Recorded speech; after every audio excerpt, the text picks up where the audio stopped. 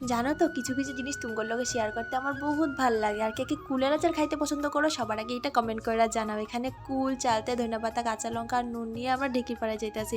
এখন কিন্তু গ্রামের বাড়িতেও ঢেঁকি খুব কম পাওয়া যায়, কিন্তু আমাদের বাড়িতে ঢেঁকি আছে আর এটা থাকবো আশা করি।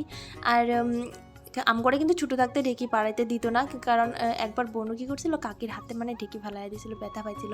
তো তারপরে যখন বড় হয়েছি তখন ঢেঁকি কুটাইতে ইচ্ছা করে না, ছোটো সময় ইচ্ছা করতো তখন দিত না। কিন্তু ঢেঁকি ছাড়াও আরেকটা বাঁশ দিয়ে আমার দাদা বানাইতো, ওইটার ভিতরে কিন্তু আমরা কুটাইতাম, কিন্তু এখন এটা বানানোর টাইম নাই। তো আমার কুটাকাটি হয়ে গেছে। আর এবার ঢেঁকির পাটটা পরিষ্কার করতে লাগবে। আগে তো পুরো লিপা পোছা রাখতাম, কিন্তু এখন তো আমরা থাকি না। আর এখানে খুব একদম মানে কিছু বেলেগ বেলেগ ইউজ করা হয় না যেহেতু, তো ওটা বেশিরভাগ নোংরা হয়েই থাকে। তো এবার এটা সাফা করে নিতেছে। সাফা করার পর আমরা কিন্তু আর বাড়িতে নাই, আমরা একদম পুরো রাস্তায় আয় পড়ছি। জানো কেন? কারণ রৌদ্রের মধ্যে টক জাতীয় জিনিস যে কোনো কিছু খাইতে কিন্তু সেই মজা লাগে। আর এরকমটা কার কার ভালো লাগে একটু কমেন্ট করে জানাইবা।